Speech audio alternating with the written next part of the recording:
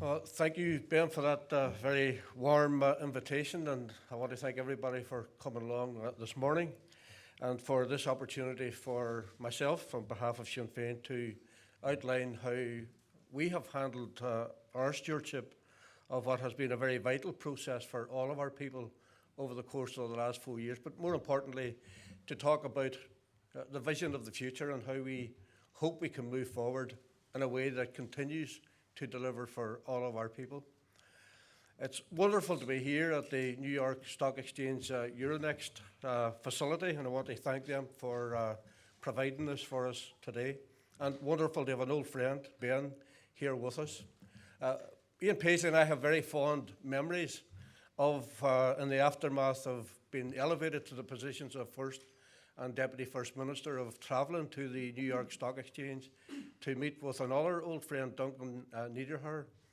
And the links between us are very, very strong, and he is someone who is not just economically, but not intellectually very engaged with everything that has been happening here over recent times. And obviously it was a huge boost for us to hear that this facility would open in Belfast, because that represented a massive vote of confidence in all of the political decisions that we took right throughout the period which led to the restoration of the institutions on May the 8th, 2007. So I want to thank all of you for the invitation to address you this morning. I think the last 4 years have seen a step change in politics in the North. We've just completed the first full term of an inclusive power sharing executive, a first in the history of this state. Of course, there were those who told us that it couldn't be done. I have very vivid memories of travelling to Downing Street in 2003 in the aftermath of the Assembly elections, and meeting with Tony Blair and Jonathan Powell, his Chief of Staff, and Gerry Adams and myself were there together. There was only 4 of us in the sitting room, and Tony Blair was almost at the point of despair in that the DUP had overtaken the Ulster Unionists as the largest party in the elections. And Tony's attitude was, well, we need to reverse this. We need to get the Ulster Unionists back into pole position. And I said, Tony, let's get real here. In my view, that is not going to happen. In my view, the Democratic Unionist Party are going to be the lead party within unionism for the foreseeable future. Our task is to try to get the Democratic Unionist Party to recognise that they should come into an inclusive power sharing executive linked to the North-South institutions. And Tony Blair said, well, Martin, Ian Paisley will never agree to share power with Sinn Féin. And I said, well, I don't believe that.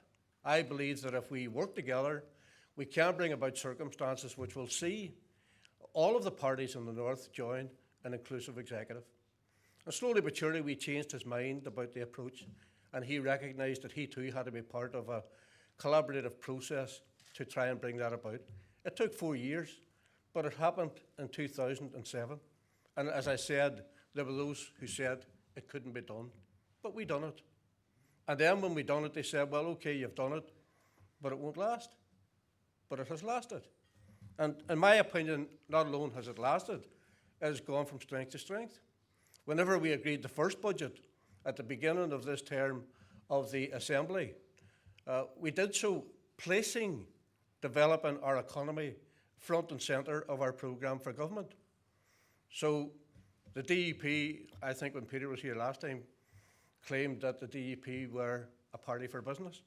Well, I think Sinn Féin too is a party for business, because we too understand the important role that business plays, and particularly the indigenous businesses that have been here for decades in providing much needed employment for our people. Foreign direct investment is a huge bonus in all of that, but I think we can clearly see that the changes that have occurred have been historic.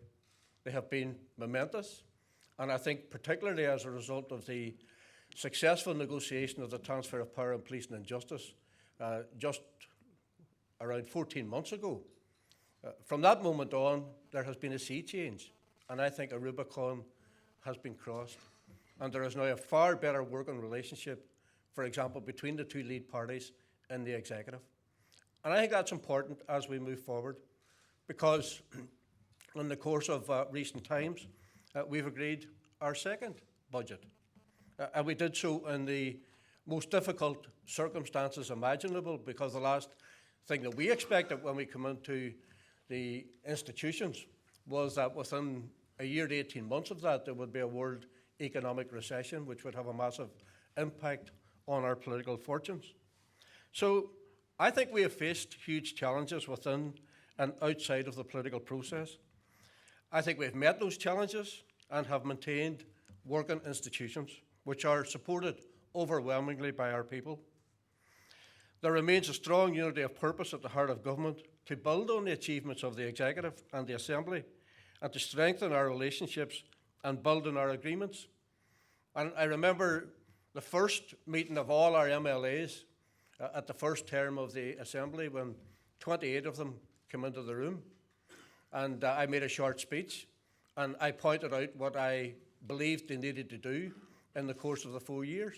I pointed out that I had never had a conversation with Ian Paisley or Peter Robinson about anything prior to the agreement to establish the institutions, that this was going to be a getting to know you period, that it would be rocky, that it would be difficult, that we would get a bad press, that the media would be down on us, that there would be others with other agendas trying to undermine the achievements.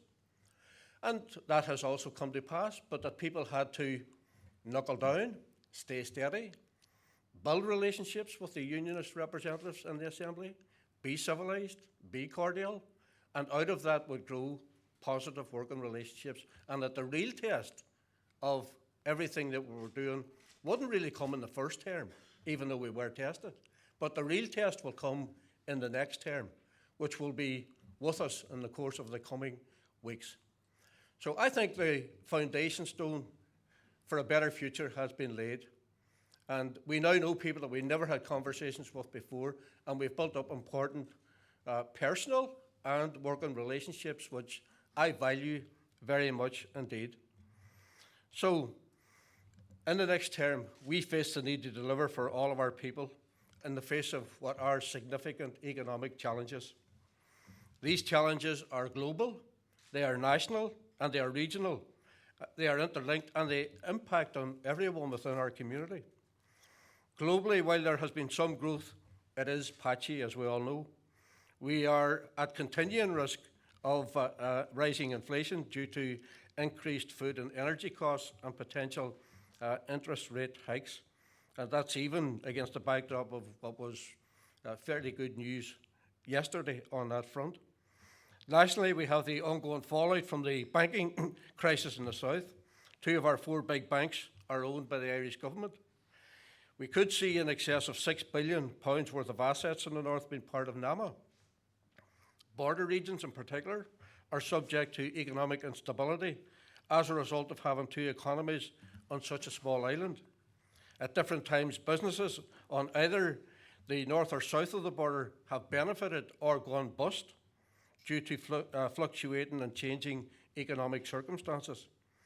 As you all know, business does not like instability, and this is not a sustainable long-term economic policy for border areas, or indeed I would contend for the island as a whole.